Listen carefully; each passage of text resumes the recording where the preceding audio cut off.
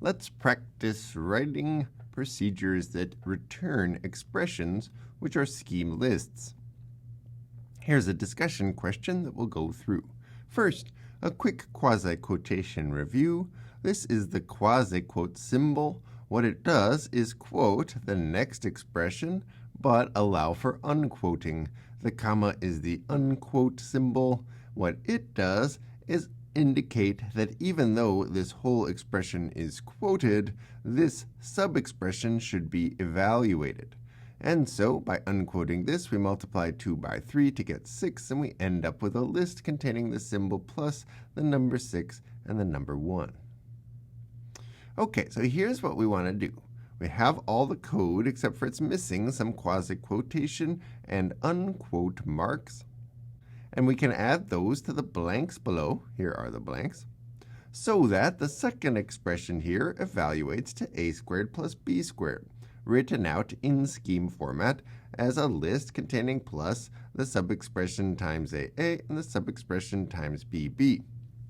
So this says we're going to define some procedure square expr, which takes in a term and generates an expression. We're going to call it twice on A and B, so that's going to generate the times AA and the times BB, and then we're going to add in the symbol plus in order to get a squared plus b squared. So each blank here can either be empty or contain quasi-quote or unquote. I'd recommend that you pause the video now and think about what should go in the blanks. We'll go through the answer in 3, 2, 1. For the first line, we actually do want to define this new procedure. So we don't quote or unquote the whole expression. That's empty. We do want square expr to return something like list times AA. And so we need to quasi-quote this, but we don't want to return times term, instead times whatever argument is passed in, such as AA or BB, which requires us to unquote the terms.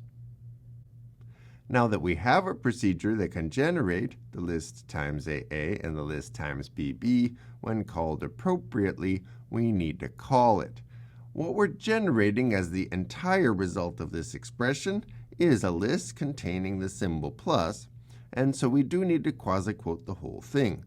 Once you're quasi-quoting, you don't need to quote each part, so there's nothing in front of the plus, but we do need to call square expr, which means unquoting this sub-expression so that it gets evaluated.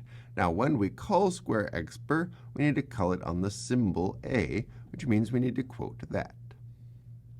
So here's an example where an entire quasi-quoted expression has an unquoted sub-expression, which within it has a quoted expression. And this could be a regular quote or a quasi-quote. It doesn't matter which because there's no unquoting inside. But since the directions said just use these two, I left it as a quasi-quote. And that's the answer. Let's see what some different answers do. So here's the correct answer as it was on the slide, and we can see that when we run it, we get a squared plus b squared. What if we hadn't unquoted term here? Well, we'd get term squared plus term squared because every time we called square expr, we would leave in the symbol term instead of whatever term was bound to. So that's why those are there. And if we had left out this quasi-quote entirely, then we would have gotten an error because we try to multiply the symbol A by the symbol A, but you can't multiply symbols. Operand 0, which is a symbol, is not a number. So now we have square expr back the way it was. Let's take a look at this example. Because we're trying to return a list containing the symbol plus, we do need this here. If you had quoted this as well, you'd get a different kind of wrong answer. Instead of having a plus here, you'd have a quasi-quote plus, which is not what you want. You want just a regular plus, like that. Now, if we hadn't unquoted these, then what we'd get in the result is the sub-expression square expr, as opposed to what you get when you call square expr. So that's why we unquoted those. So now we're back to the correct answer. we did have to quote A. You could do it with quasi-quote or regular quote. You get the same answer either way. If you don't quote A, then you're within a context that's being evaluated because it's unquoted, and so Scheme tries to evaluate the symbol A, but this is an unknown identifier, and so you get an error, which is why you need that quasi-quote symbol